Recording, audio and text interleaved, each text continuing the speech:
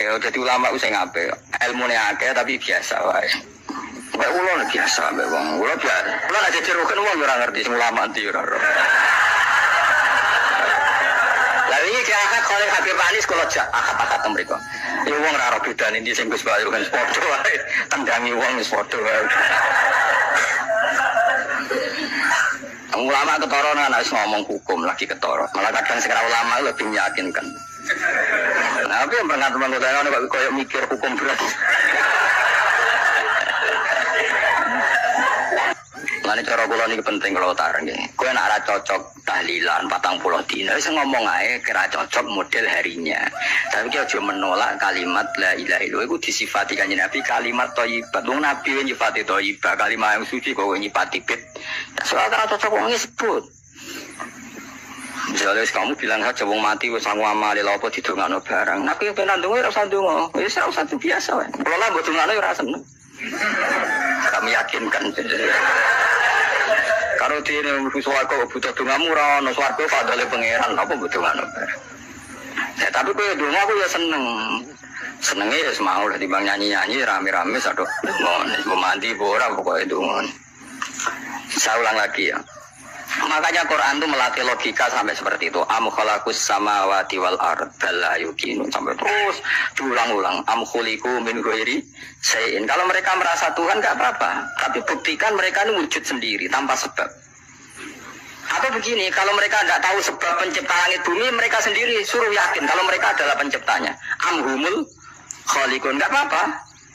Ya tapi masih Abu Jahal gendeng lah, masih Abu Lahab ngawur lah, nak takoki ya wes pangeran kowe wae sing gawe langit bumi. Penggemarnya saja pasti tertawa. Masa Abu Lahab derane pencipta langit bumi wong lahir wae ning bumi. Tapi Quran oleh ngejlok am khalaqus samawati wal ardo. Apakah mereka menciptakan langit bumi? Bala yakin mereka pun tidak pernah yakin. Jadi itu pangeran. Makanya di mana-mana orang alim itu suka debat. Karena pangeran sendiri kalau menjelaskan kebenaran seringnya juga nantang debat. Kata Allah, Qul ara'aytum ma tad'una min dunillah aruni madza khalaqu minal ardi am lahum syirkun fis samawat. Enggak apa-apa mereka Tuhan kata Allah, tapi buktikan zaman langit diciptakan mereka memberi kontribusi apa? Apa urun bego, apa urun cagak, apa piye lah pas aku gawe langit iku dekne urun apa jare am lahum syirkun fis samawat. Misale urun apa lah? Urun tol, urun apa lah. Itu pangeran. Mereka kan pasti menjawab enggak.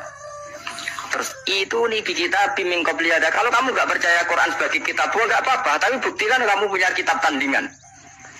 Enggak, mereka nggak punya juga. Atau gini, nggak usah Quran, nggak usah sakralan. Au asarotim min ilmin, atau kajian ilmiah yang membuktikan bahwa Yesus itu Tuhan, atau yang membuktikan bahwa berhala itu Tuhan. In kuntum shodiqin, nggak apa-apa kalau kamu benar buktikan. Nah itu makanya semua nabi itu punya kecerdasan, karena tadi nabi kadung nantang itu nih kita bimbing qobliyada aw atharotim min ilmin in kuntum shodiqin. Tapi sekarang orang alim soleh itu jarang. Yang ono ngerung soleh rapati ngalim, nggak sing alim biasanya rapati soleh. Aku kan masuk rontok-rontok, ya rontok soleh ya rontok, tapi lumayan masih menjaga hujjatullah tadi. Sebab itu ulama dulu mengajarkan Allah itu siapa? Disifati zat sing wajibil wujud. Karena alam ini kadung ada. Kalau alam ini kadung ada, pasti penyebabnya sesuatu yang wujud. Tapi kalau wujudnya mungkin, bahaya. Wong sing gawe wae wujudnya terima mungkin bisa wujud, bisa tidak. Makanya dipermanenkan yang gawe alam ini zat sing wajibil wujud. Sing wujudnya wajib. Wajib itu nggak bisa nggak pasti wujud. Nah terus kita kenal itu namanya kholik, itu musabbibil asbab, itu kholikul asya. Lalu oleh Islam zat yang demikian itu disebut Allah. Terus jadi la ilaha illallah. Nah orang yang bertauhid gini tentu punya kenikmatan batin yang luar biasa. Sehingga saya bayangkan nanti mati yang ngono biasa wae kan. Gusti zaman kula teng donya ora melok ngatur oksigen, ngatur nyawa, pe mati darah ngoten. Mulane jare Siti Ali, jenengan jemben nak mati tambah pinter apa biasa? Biasa wae. Ning bumi yo ndelok kudrohe Allah, kok ning akhirat darah padha wae ndelok kudrohe Allah. Mulane beliau masyhur guyonan beliau lau kusifal ghata mastatu yaqinan. Sampeyan aku nek muka sapa ning akhirat imanku yo ora tambah ya biasa wae, standar-standar wae.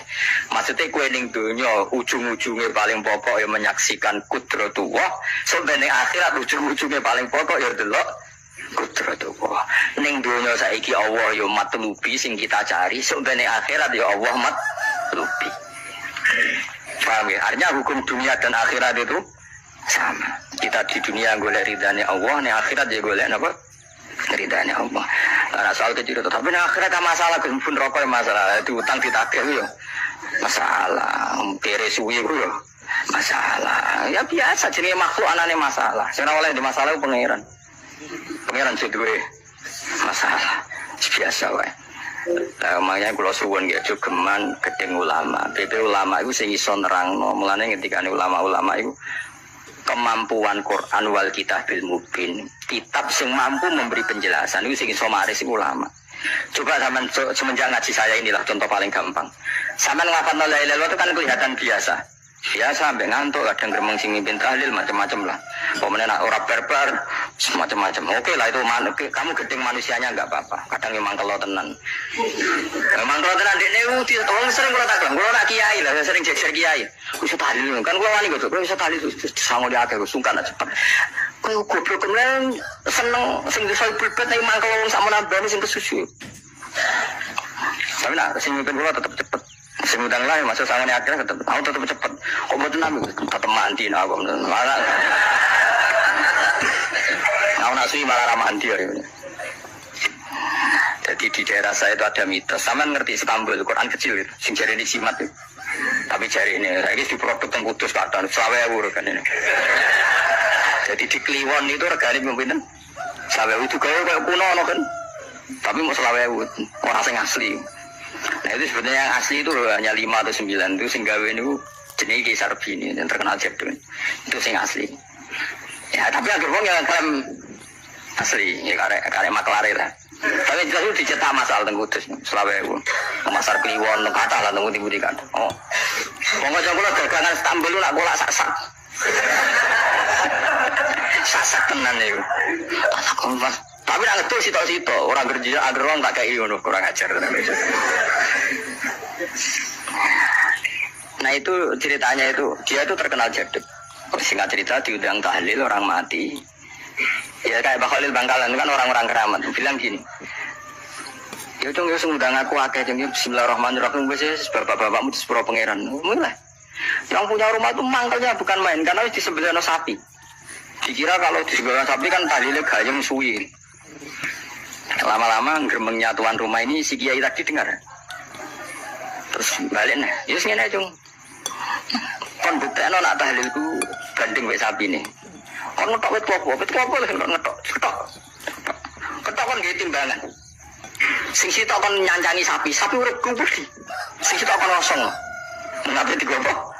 Timbangan wet kelompok ketok digo timbangan. Disokseni wong akeh, malane terus tampil keramat tuh sengen wong akeh.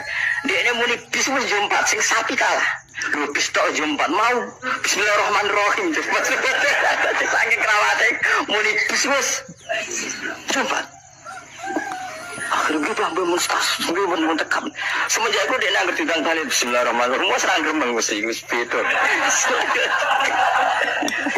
Ayo orang keramat. Wong iku sing di pasar Bini ku sing gawe Istanbul. Ya anak putune kathah kula sing kenal ge kathah sing gitu rata-rata ge penggemar kula saniki. Saya kula ra iso ge Istanbul. Kula donga mbek pangeran ku gadah keramat tu keramat terangno hujjatullah. Yaitu tadi logikanya Quran. Makanya sebetulnya Quran itu pertama ngajarkan kita, enggak apa-apa mereka ngaku Tuhan, tapi kita cek apa mereka menciptakan langit bumi. Ketika ditanya mereka bilang enggak juga. Ya sudah, berarti kita ada ini tanpa sebab. Amkhuliku min ghairi syai'in, kita diciptakan tanpa sebab. Aneh juga secara akal kan, masa kita yang ada disebabkan oleh sesuatu yang tidak ada. Akhirnya kita temukan penyebab itu bernama musabbibil asbab atau wajibil wujud. Lah yang itu oleh Islam disebut Allah. Kemudian itu jenenge kalau kamu sudah sampai seperti itu berarti kamu punya nikmat zahiratu wa batinah. Ya al-ma'rifah kata Imam Suyuti, nikmat batinah itu ma'rifat. Nah, ma'rifat seperti ya ma'rifatul auliya, ma'rifat yang la tuzalziluhul fitan, yang enggak mungkin diguncang oleh fitnah karena sudah permanen. Itu disebut sibghatullah wa man ahsanu minallahi sibghah, sudah permanen, sudah menjadi sibghah. Ya ini insyaallah yang seperti ini yang tidak bisa diguncang oleh fitnah apapun. Ya kamu harus latihan, terus latihan. Akhirnya ya butuh pelatih. Nah, aku sing latih kowe iku mau rok saulan pisan. Setan kompetitore awor kowe terus. Lah iku masalahe pelatih garang-garang setane. Nah, iku ora roh, nah iku sekolah melo-melo nah karena dulunya ben seru kan mesti ono pelatih, ono pengganggu. Lah pelatih saulan pisan penggangune aja. Tapi saya yakin inna kaidah syaitani kana napa dhaifa. Saya yakin wa kerja al haqu wa zaqal batil. Wis masuk awar bedino piye barang batil tetep zaqal haq napa ja'al haqu wa zaqal batil. Wis yakin itu yakin. Man kok kandhani setan wis ki awar aku telus gak ngarah bisa ngalahno barang hak. Kandhani kok setan wis ngandel. Ya kok setan napa kandhani. Jadi sebetulnya ini pentingnya ulama. Jadi jangan kira tradisi ulama itu kayak dibayangkan para peneliti. Peneliti rata-rata orang kampus. Kadang-kadang penelitinya ada ulama. Raro rasanya jadi ulama. Sebenarnya kalau di kalangan ulama biasa. Misalnya Said Abdul Haddad itu termasuk Qutbul Irsyad. Beliau biasa saja baca kitab Ibnul Qayyim. Padahal muridnya Ibnu Taimiyah. Dulu ulama itu ya biasa saja. Saya ya berkali-kali tidak kunut, tapi bukan karena apa-apa ya. Abu Hanifah ya nggak kunut, ya biasa saja. Mertua mbahnya istri saya itu, keluarga Sido Kiri itu kalau sholat kunut terus sampai ke kunut, ya biasa saja ada mazhab. Karena kunut nazilah itu karena ada masalah. Zaman akhir masalah, makanya beliau kunut terus nggak apa-apa itu ya nggak masalah. Yang masalah aku ilmunya kurang terus kecangkeman itu masalah. Kena kurang paham. Saya pernah ya ngaji begini di mana-mana ya. Dulu saya masih ingat sholat jenazah itu pasti di depan. Terus kita sama lihat nanti di kitab Mahali. Kenapa sholat jenazah harus di depan? Ya karena memang mulai dulu yang namanya sholat jenazah itu di depan, mayitnya di depan. Tapi mulai dulu zaman Imam Nawawi yang terkenal yang ngarang kitab Majmu', ngarang Minhajul Thalibin itu bilang sebetulnya ada kaul yang mengatakan jenazah itu boleh di belakang. Piye-piye gak imam.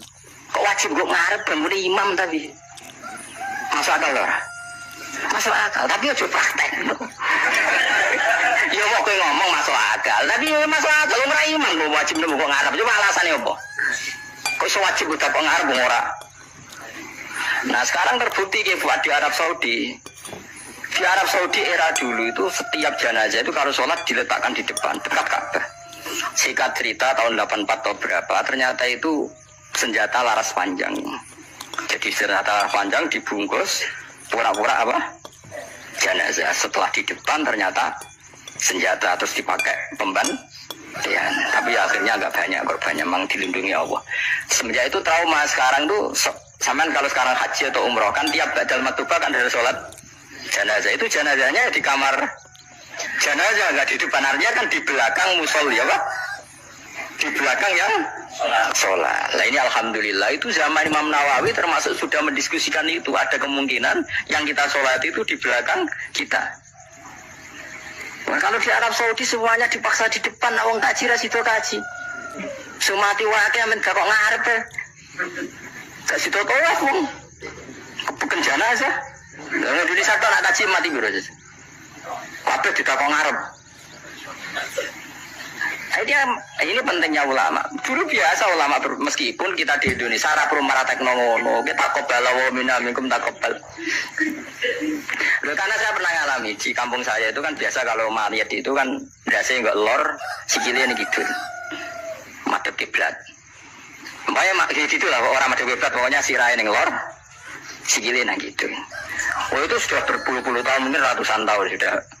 Kemudian lala itu ada tadi kita satu tamu itu berkeyakinan sirain yang gitu loh. Di sini kan ada mantap sebagian sirain yang gitu, sikilnya yang. Kebetulan tamu itu keluarga nih. Akhirnya walhasil yuk mindah, yuk muter. Lah tonggo-tonggo kan mujine barang rawani. Serawani. Terus tak aku ke sini cara jenengan sepunti. Ya nanti pada mereka muter dhewe. Wong ini kan ngamuk, wis kamu. Saya cari wong-wong. Ya pokoknya keputusan tertinggi ning Gus Pak Dewi piye jare mudine. Tak omong ngene wae. Kula niku sinau fikih wis suwe, cek ndas ning lor jeneng gitu. Mayit ning guri kula ora kaule pemene sampean puter puter. Tenang mawon nak mrene. Kula niku sinau fikih mun suwe, menawa mau sirah ning lor apa kidul. Mayit ning guri kula ora kaule. Sagere mikir iku Gus agama. Sopo tuh mikirnya. Ya pun Gus mau sholat. Jadi artinya kalau dalam khazanah Islam itu banyak sekali. Karena fikih itu masalah furu'iyah.